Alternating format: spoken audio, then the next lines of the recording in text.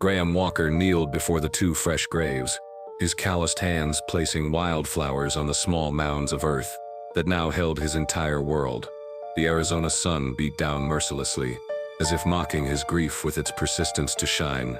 6 months had passed since the fever took Margaret and little Daisy, but the wound in his heart remained as raw as the day he'd lost them. "I'll be seeing you both someday," he whispered, his voice rough from disuse. Graham hadn't spoken much since the funeral. The ranch hands kept their distance, understanding that some pains couldn't be soothed by words. Rising to his full height, Graham surveyed his land, 200 acres of cattle ranch that had once represented his dream and now felt like an empty promise. The house stood in the distance, too large and too quiet for a man alone. Every room held memories, Daisy's laughter echoing down the hallway, Margaret's humming as she prepared meals in the kitchen. That evening, Graham sat at his desk, a lamp casting long shadows across the room. He pulled out a sheet of paper and dipped his pen in ink. His hand trembled slightly as he began to write. "To the Tucson Children's Home, I am writing to inquire about adopting a boy, preferably around 8 years of age. I own a cattle ranch outside Redstone Ridge and can provide a good home. I was blessed with a daughter, but she has passed. I believe I could offer guidance to a boy who needs a family. Respectfully, Graham Walker." He read over the letter twice before folding it carefully and sealing it with wax. Tomorrow he would ride into town and send it by telegram. Graham had never considered himself a particularly soft man. Ranching required grit and determination, but Margaret's last words haunted him. "Don't let your heart turn to stone, Graham," she had whispered, her fever-bright eyes locked on his. "Promise me you'll find love again." He hadn't promised he couldn't, but perhaps in raising a child, a boy who could learn the ways of the ranch and carry on after Graham was gone, he might fulfill some part of Margaret's wish. As he prepared for bed, Graham paused at Daisy's room. The small bed remained made with the patchwork quilt Margaret had sewn. Her rag doll sat propped against the pillow, forever waiting for a child who would never return. With a heavy sigh, Graham closed the door. Maybe soon another child's presence would help chase away the ghosts that haunted these halls. Sleep eluded him that night, as it often did. Graham stared at the ceiling, wondering if he was making the right decision. What did he know about raising a child alone? Margaret had been the one with patience and warmth, but the alternative, continuing this half-life of grief and isolation, seemed unbearable.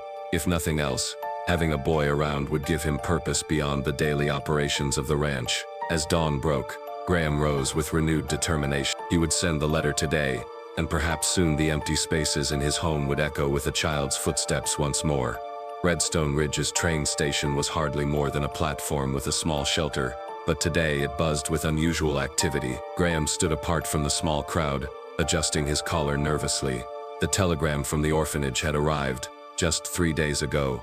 Boy arriving Wednesday noon train. Papers enclosed require signature. In his pocket was a small wooden horse he'd carved over the past evenings, sanding it smooth until his fingers ached. A simple gift, but he hoped it might ease the transition for the boy. Leo was his name, according to the paperwork. The distant whistle announced the train's approach, and Graham straightened his hat. He wasn't sure what to expect. Having only specified a boy around 8, he watched as the locomotive pulled into the station, belching steam and smoke into the clear Arizona sky. Passengers began to disembark, a businessman in a city suit, a young couple, an elderly woman assisted by the conductor. Graham scanned for a lone child, perhaps escorted by an orphanage official. Then, near the end of the passenger car, he spotted a small figure, a boy with sandy hair clutching a threadbare satchel. But the boy wasn't alone. Beside him stood a woman, thin as a rail with dark circles under her eyes. Her dress was simple but clean, her hair pulled back severely into a bun. She gripped the boy's shoulder protectively, her eyes darting nervously around the platform until they landed on Graham, who had stepped forward with the wooden horse visible in his hand. "You must be from the orphanage," Graham said, addressing the woman as they approached. "I'm Graham Walker." The woman didn't respond. She simply reached into her pocket and produced a folded paper, which she handed to him with trembling fingers. It was the adoption authorization he'd received in the mail, now bearing a signature, Clara Bennett, guardian of William Delaney. Graham frowned. "There seems to be some confusion. I arranged to adopt a boy, not..." He gestured awkwardly at the woman. "The boy." Leo looked up at Graham with large eyes. "Are you the rancher, sir?" Graham nodded, crouching down to Leo's level. "I am. And you must be Leo." "Yes, sir. And this is, my mother." Graham stood abruptly. Your mother. The telegram said nothing about a mother. He looked at the woman, Clara, with confusion. Ma'am, there appears to be a misunderstanding. Clara remained silent, her eyes cast downward. My mama doesn't talk, Leo explained matter-of-factly. Not since the bad times. Graham ran a hand through his hair in frustration. This was not what he had planned, not what he had prepared for. He'd opened his heart just enough to take in a boy who needed a home, not a woman with her own complicated past. I need to sort this out, Graham said firmly. The telegram clearly stated I was adopting an orphan boy. Clara finally looked up, her eyes meeting his. They were a deep blue, startling in their intensity despite the fatigue evident on her face. She made a small gesture with her hands, then pointed to Leo, then to herself, then made a motion as if tying something together. We come together, Leo translated. The orphanage said so. Graham sighed deeply. Let me send a telegram to clarify this situation. In the meantime, you can wait at the hotel. Clara shook her head firmly, her expression suddenly alarmed. She clutched Leo closer. Mama says we stay together, Leo insisted. Always. Graham looked between them, noting the woman's worn appearance and the boy's hopeful face. Whatever had happened to render this woman mute, it clearly hadn't diminished her determination to protect her son. All right, Graham conceded reluctantly. You can both come to the ranch while I sort this out, but this is temporary, you understand? Clara nodded, relief washing over her features. As they walked toward Graham's wagon, he wondered what exactly he'd gotten himself into, and how quickly he could resolve this unexpected complication. The ride to the ranch was mostly silent, broken only by Leo's occasional questions about the landscape or animals they passed. Graham answered automatically, his mind still grappling with the situation. Clara sat rigid beside her son, her gaze fixed ahead, her hands folded tightly in her lap. Whatever her story was, Graham suspected it wasn't a happy one. The first week passed in awkward adjustment. Graham had sent 3 telegrams to the orphanage but received no replies. With each passing day, the likelihood of a quick resolution diminished, and the reality of housing both Leo and his silent mother settled uncomfortably around the ranch. Graham had given Clara the guest room and placed Leo in a small room that had once been used for storage. He found himself tiptoeing around his own home, unsettled by the presence of the quiet woman who moved like a ghost through his hallways. Clara rose before dawn each morning, and Graham often found the kitchen fire already stoked and coffee brewing when he came downstairs. She kept the house meticulously clean, repaired torn shirts he'd tossed aside, and prepared simple but hearty meals, all without a single word. On the 7th day, Graham entered the kitchen to find her struggling with his cast-iron stove, which had a tricky damper that even Margaret had cursed at occasionally. Here, let me, he said, reaching past her to adjust it. Clara flinched violently at his proximity, stumbling backward against the table. Graham raised his hands, stepping back. I'm sorry, I didn't mean to startle you. Her breathing steadied, but her eyes remained wary. Graham noticed, not for the first time, the small scars on her hands and wrists, thin white lines that spoke of old injuries.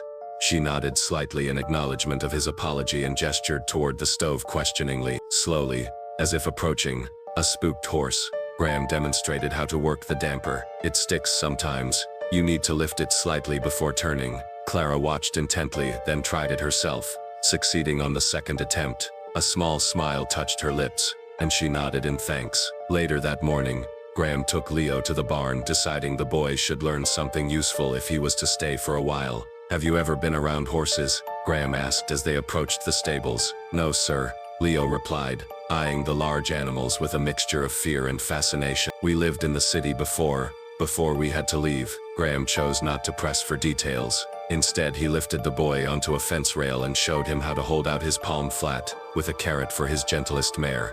Don't curl your fingers, he instructed. Keep them straight so she doesn't accidentally nip you. Leo giggled as the horse's velvety lips tickled his palm. It was the first genuinely joyful sound Graham had heard in his home since Daisy's passing, and it struck him like a physical blow. He turned away, blinking rapidly. Mr. Walker. Leo's voice was small.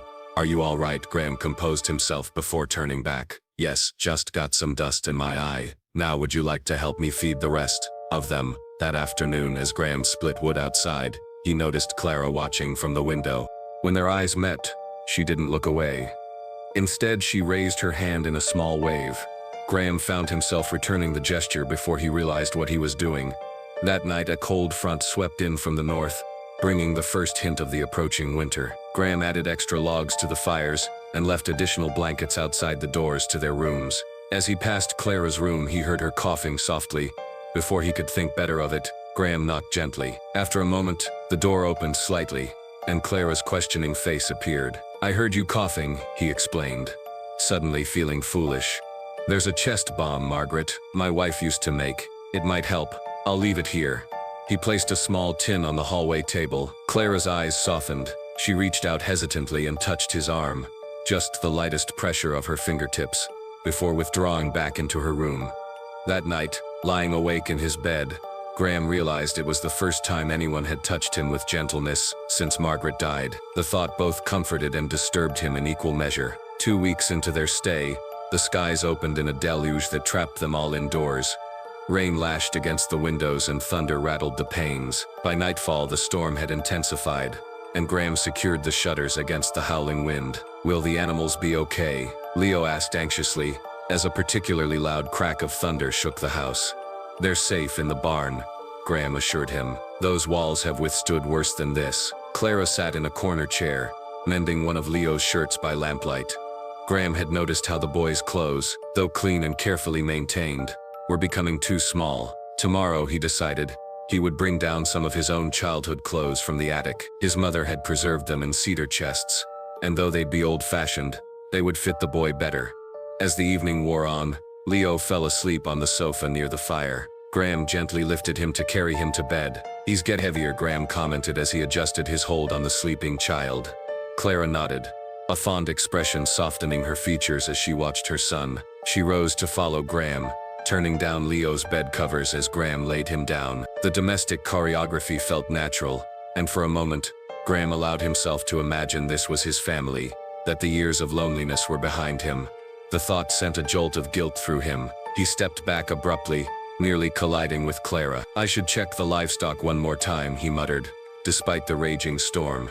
Clara frowned and shook her head, gesturing toward the windows where rain streamed in torrents. She placed a restraining hand on his arm, her expression clearly conveying, "Don't be foolish." Graham sighed. "You're right.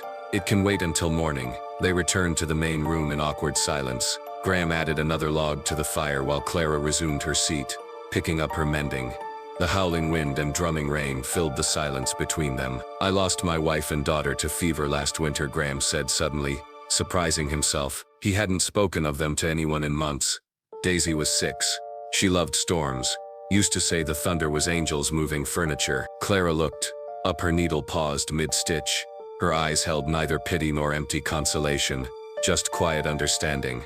"Margaret, my wife, she fought it for nearly 2 weeks. Daisy was gone in 3 days. Graham stared into the fire. "The doctor said some bodies fight harder, but I think Daisy just couldn't bear to stay behind without her mother." Clara set aside her mending and reached for the small slate and chalk she'd taken to carrying. She wrote carefully, "They are still with you." Graham read it and nodded. "In some ways, in others, this place feels emptier than ever." He looked around the room, until recently, that is. A crash of thunder, louder than any before, shook the house to its foundations. The lights flickered, and somewhere upstairs, a window shutter broke free, banging violently against the side of the house. "I need to secure that," Graham said, standing quickly. As he reached the top of the stairs, a blood-curdling scream froze him in place. It came again, raw and terrified, from Clara's room. Graham rushed down the hall and threw open her door without thinking. Clara was tangled in her bedsheets, her eyes wide but unseeing, her mouth open in another silent scream, her body convulsed as if fighting off an attacker. Graham approached cautiously. "Clara," he called firmly. "Clara, you're dreaming. You're safe." Her eyes focused on him, wild with terror. For the first time, Graham heard her voice, broken and hoarse as if scraped raw. "Don't touch him, please." Graham remained very still. "No one will hurt Leo. He's safe, Clara. You're both safe here." Recognition slowly dawned in her eyes. Her breathing calmed, but tears streamed down her face. She clutched her throat, seeming shocked at the sound that had escaped her. Graham backed toward the door. "I'll make some tea," he said gently. "Take your time." The morning after the storm, Graham approached Clara as she hung laundry in the yard, taking advantage of the returned sunshine. He handed her a paper-wrapped package. "I thought you might find this useful," he said simply. Clara untied the string and unwrapped a leather-bound notebook, nicer than the small slate she'd been using. Inside were crisp, blank pages, and a good pencil tucked into the binding. She looked up at him questioningly. It's easier than the slate, Graham explained. More room to write, and you can save the pages if you need to. Clara traced the leather cover with her fingertips, then opened to the first page. Carefully, she wrote in a neat, educated hand. Thank you, Mr. Walker. This is very thoughtful. Graham, he corrected. If you're staying for a while, you might as well use my given name. She nodded and added beneath her first message, Thank you, Graham. That simple exchange marked a turning point. Over the following days, Clara began to use the notebook frequently, not just for necessary communication, but to share observations and even occasional jokes. Graham learned she had a sharp wit and a keen eye for detail. One evening as they sat by the fire, Leo already asleep upstairs, she wrote, Your cattle in the south pasture have found a weak spot in the fence. 2 escaped yesterday. Graham looked up surprised. How did you know that? She smiled slightly and wrote, I watch everything. Old habit. A useful habit on a ranch, Graham admitted. I'll have the hands check the fence tomorrow. Clara hesitated, then wrote something else. Leo loves it here. He's never had space to run before. Graham felt a swell of satisfaction. He's a good boy. Quick learner too. He's already figured out how to saddle my old mare. Pride shone in Clara's eyes as she nodded. She turned to a new page and after a long pause, began to write more than she ever had before. Graham waited patiently, watching her pencil move across the paper. When she finally turned the notebook toward him, he read, I know you've been wondering about us, about why I cannot speak.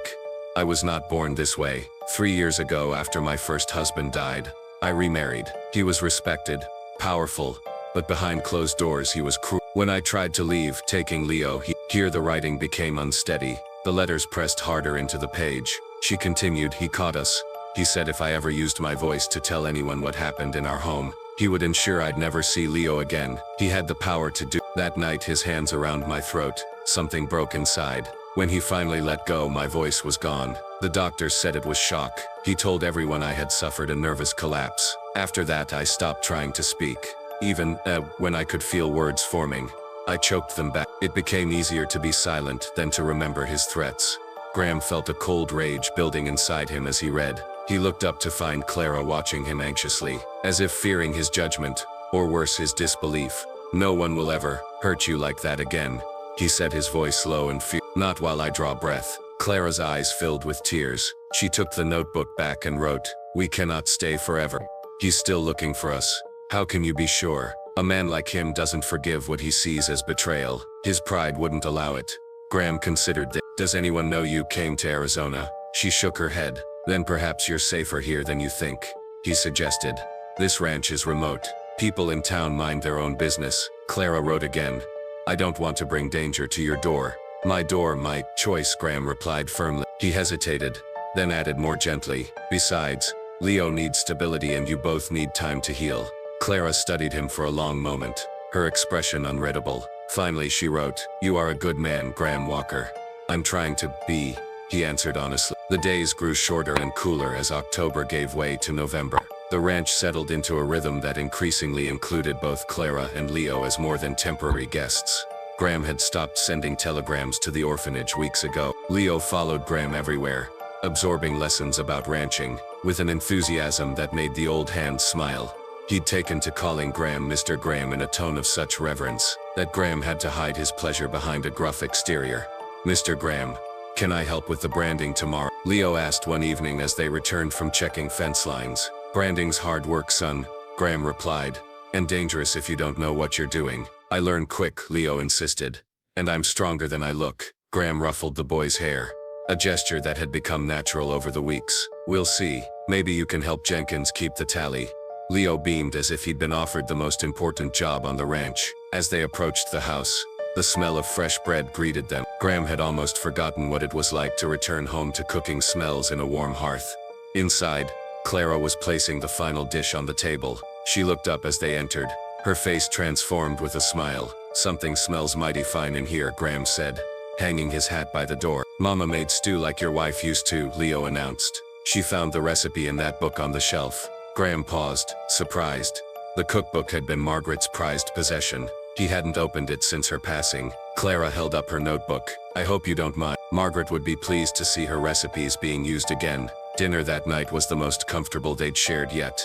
Leo chattered about his day, While Graham and Clara exchanged glances over the boy's head, the silent communication of parents, indulging a child's enthusiasm, the word entered Graham's mind unbidden, and he quickly pushed it away. These arrangements were still temporary, he reminded himself, even if no one acknowledged it anymore. After Leo went to bed, Graham and Clara sat by the fire.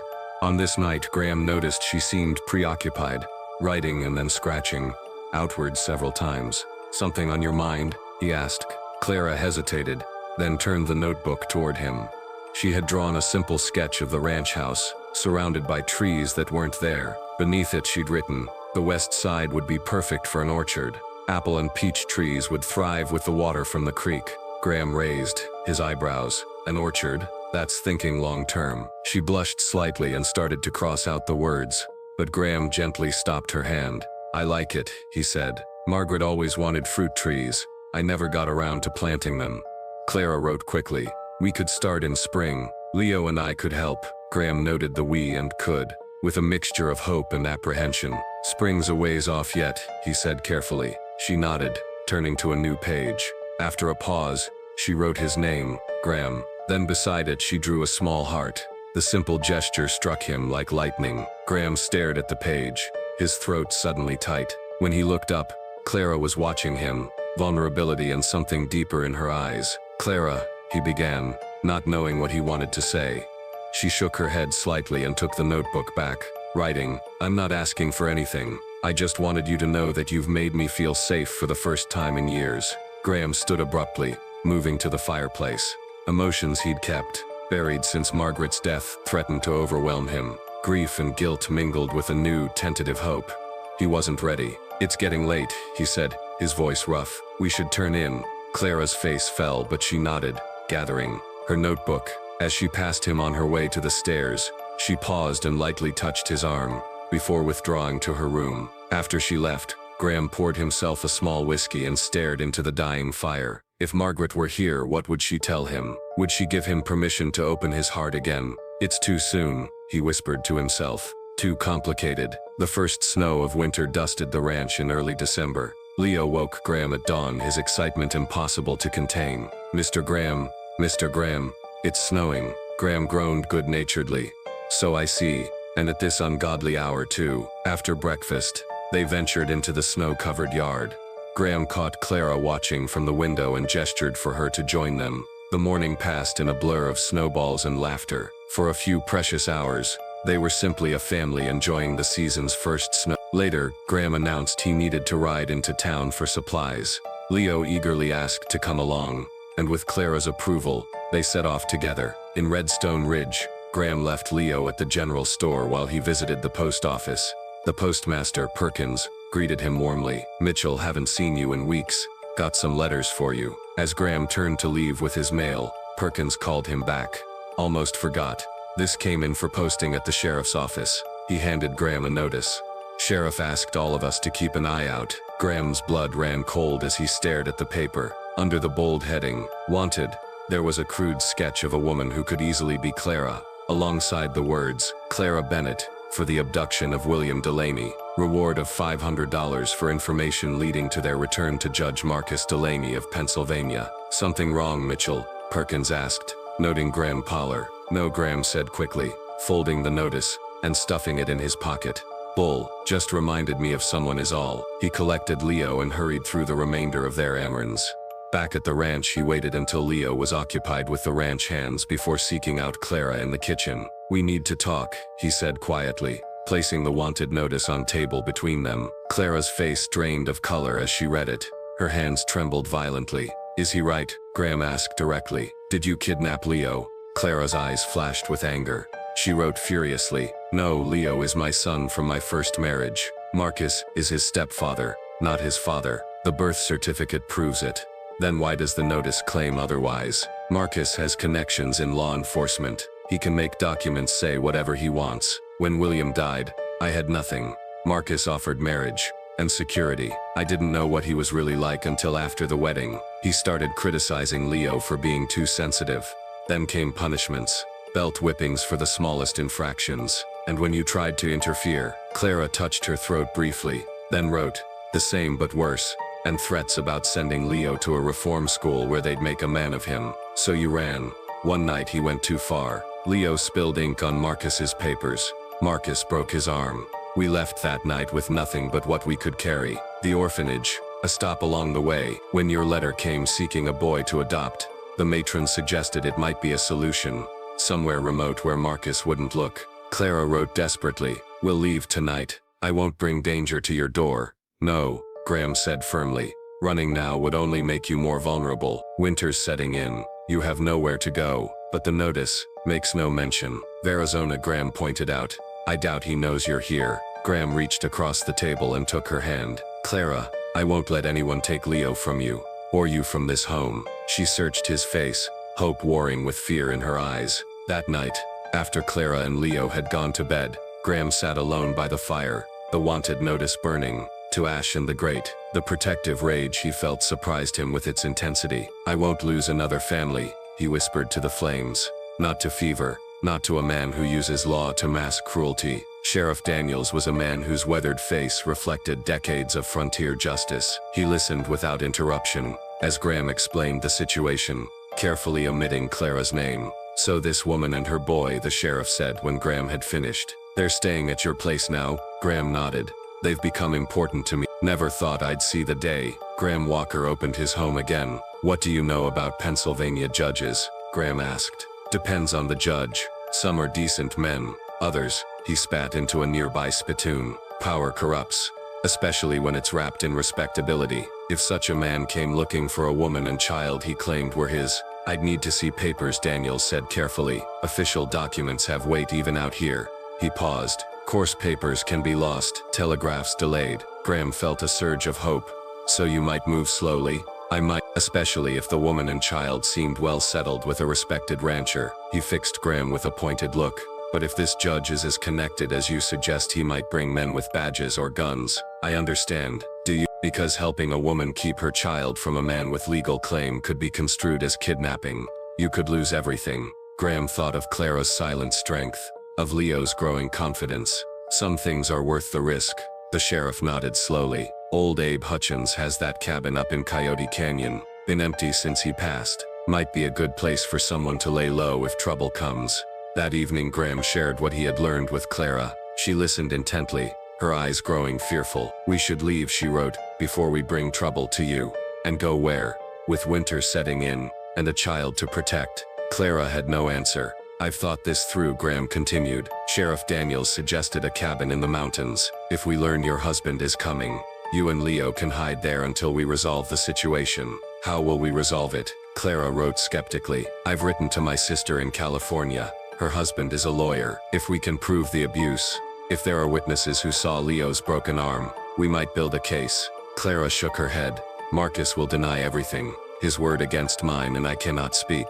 "Then we'll find another way," Graham insisted. "You have options beyond running forever." Clara studied him, then wrote, "Why are you doing this? Taking such risks for us?" Graham had asked himself the same question. The answer had become increasingly clear. "Because when you arrived," he said carefully, "this was just a house, you and Leo. You've made it a home again." Clara's eyes filled with tears. She wrote something in her notebook, then closed it without showing him. Rising, she impulsively kissed his cheek before hurrying upstairs. Graham sat stunned, his hand rising to the spot where her lips had touched. The next morning, Graham woke to find Clara and Leo gone. Panic gripped him until he spotted the notebook left on the kitchen table. Opening it, he read, "We've gone to check the old Hutchins cabin. Leo thinks it's an adventure. I couldn't bear the thought of leaving. Without a plan, you've shown me what it means to stand and fight rather than always run. Will return by nightfall. P.S. Last night I wanted to write, I think I'm falling in love with you, but I was too afraid. Now in your absence I can leave these words for you to find." Graham read the postscript twice, his heart hammering.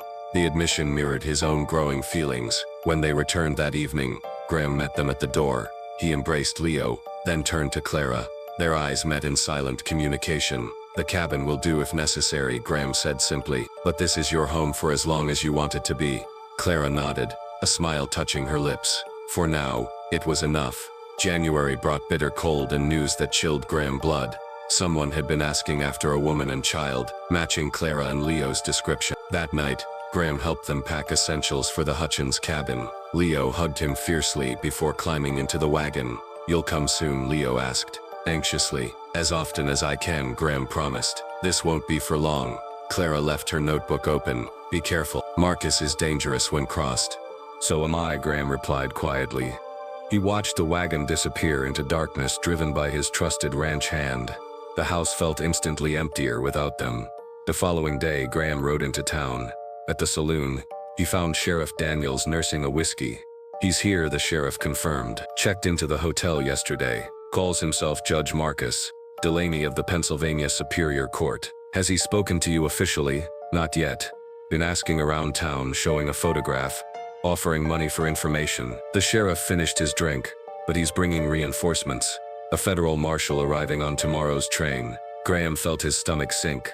A local sheriff might look the other way, but a federal marshal would have jurisdiction throughout the territory. That evening, as Graham prepared to leave town, a cultured voice called out from the shadows, "Mr. Walker, I presume?" A man stepped into the lamplight, tall with silver at his temples and cold eyes.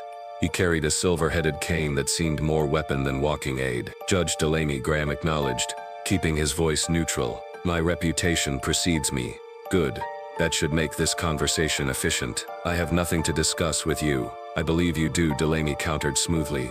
"A woman and a boy. My wife and my stepson. I believe you're harboring them." "I don't know what you're talking about."